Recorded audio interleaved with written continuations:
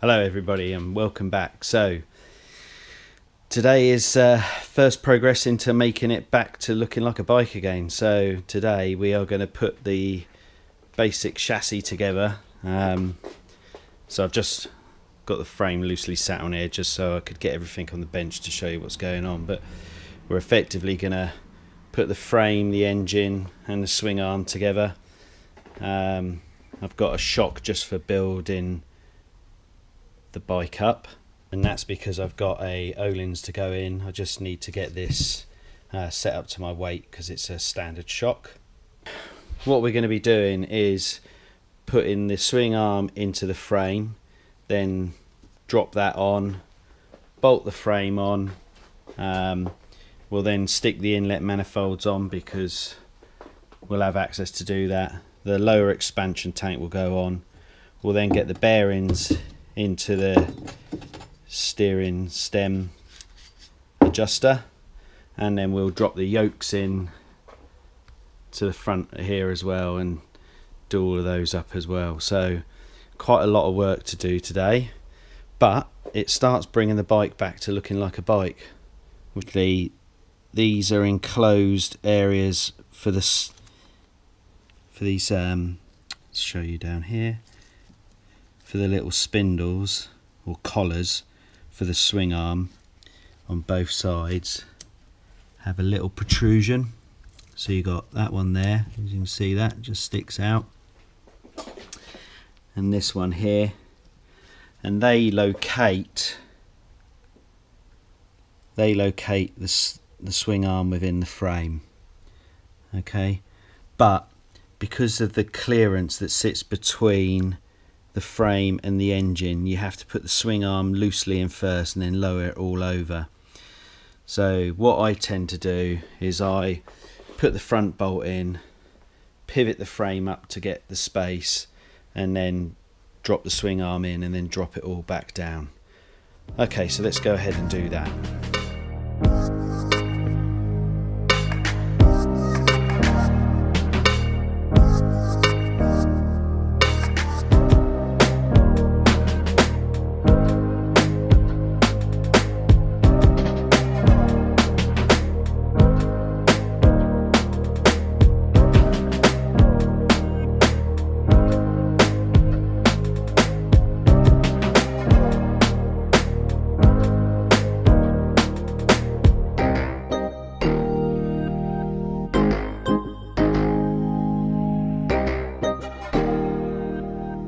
So you will notice that I've been copper greasing these, and the reason for that is the bolts that go through the frame are almost like a resistance, well, a little bit of a resistance fit, so they come into contact with the engine block, and because they're dissimilar metals still against aluminium, the copper grease just prevents any sort of seizure, so makes it easier to take apart at a later date. I've only put this swing arm pivot in there loosely as well because I'm going to really coat that in copper grease, because these are renowned for seasoning the engine, so you're better off making sure that that's got a good liberal coating inside.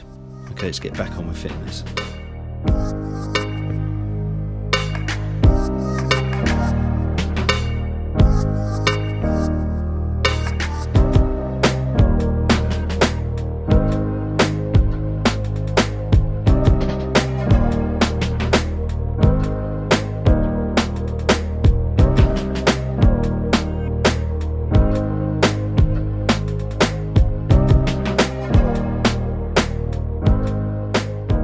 Okay, so that's the frame now stuck in, all mounted up. So we've got bolt here, and the main spindle going through as well.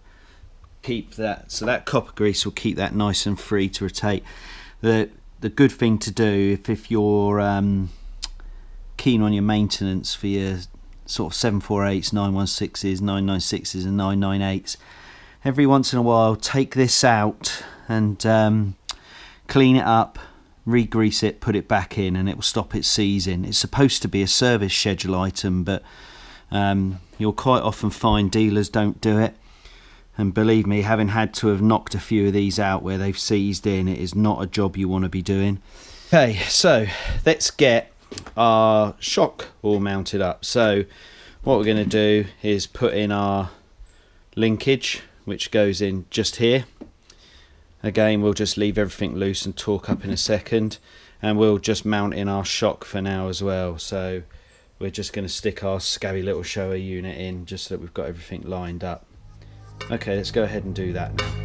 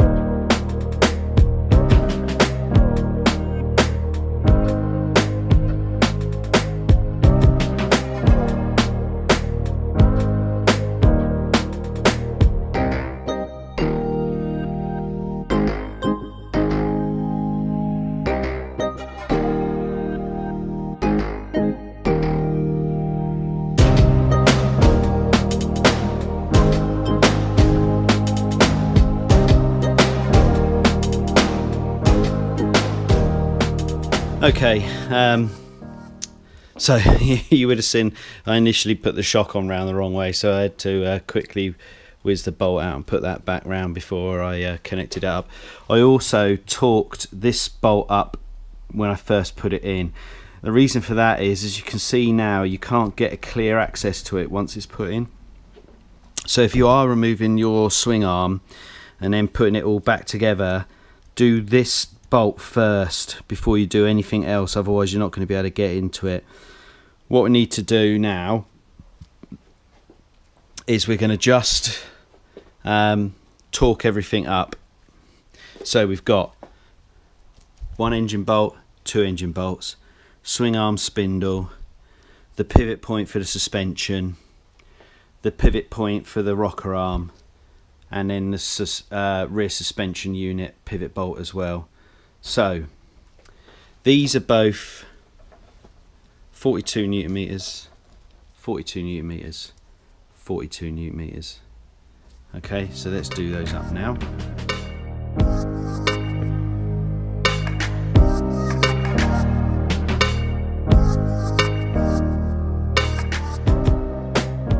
Okay, so let's now get the spindle done up. So the spindle has a bolt in the end of it, and this needs to be torqued to 73 newton meters. So let's get that done.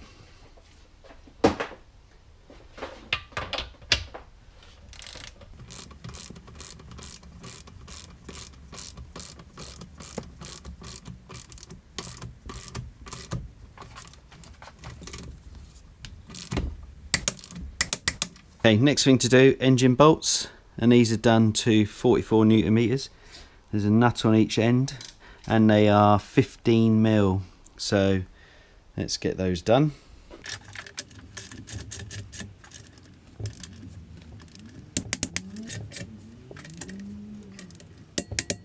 Okay, so 44 newton meters, 44 newton meters, 73 newton meters, 42, 42, 42, 42.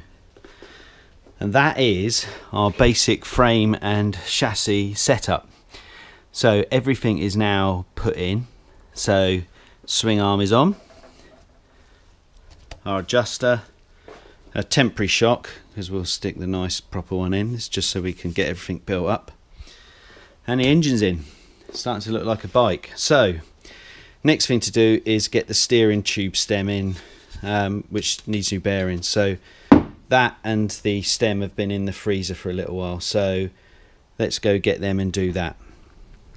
Okay, so spun the frame and everything around so I can get access to the headstock. So the two bolts are secure, the locking pin, and then we've got the steering tube out here. So I've just got the bearing races out of the freezer. So just going to heat this tube, and then we can pop those bearing races in. Okay, let's do that.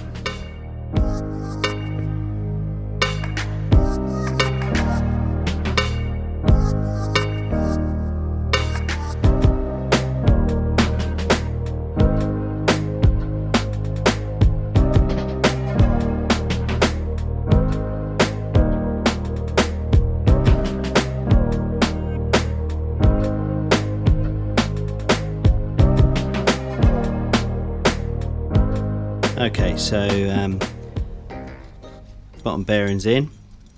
Just need to pack that with grease. And we've got the races in, top and bottom. So effectively we've just got to stick that over there like so. What we're going to do is stick this into the bike now. So that's going to go in the steering tube here. I'll just show you how we do that.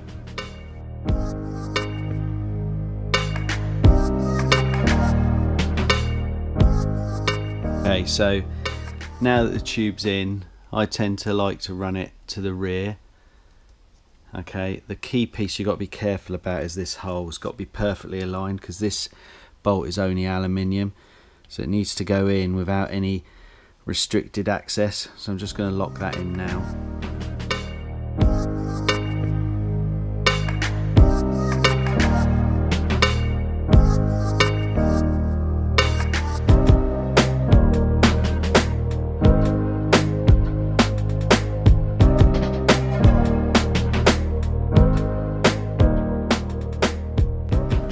Okay, so the holding pin is located and tightened to 19 Newton meters, and the two pinch bolts are tightened to 22 Newton meters.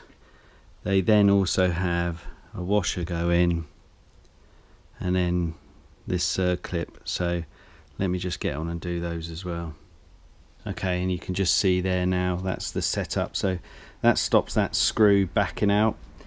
So it's held in by that washer and that circlip. Really important that you've got those two pieces in there. Right, just going to grease up the bearing packs for the two top and bottom bearings, and then we'll get those in.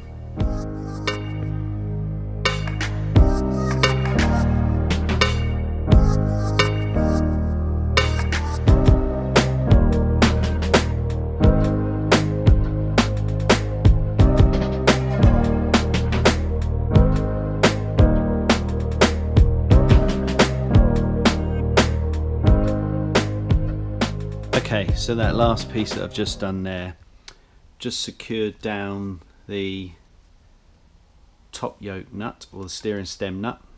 That's done to 20 Newton meters, and then you back it off 30 degrees just so that it loosens that up. It feels a little bit tight, but that might be because it's new bearings plus don't have the weight of the bike on.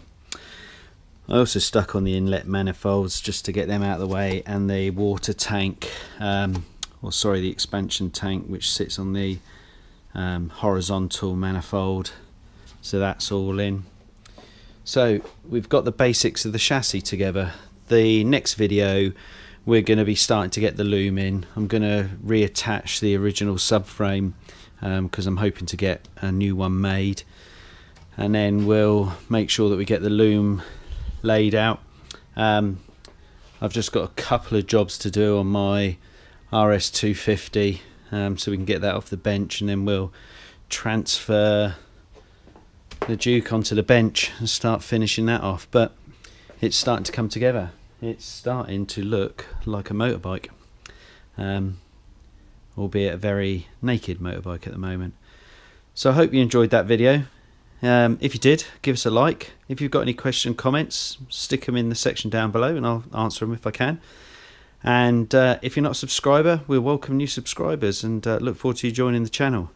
That's all for this video. I'll see you hopefully in about a week or so with the next one. Until then, bye.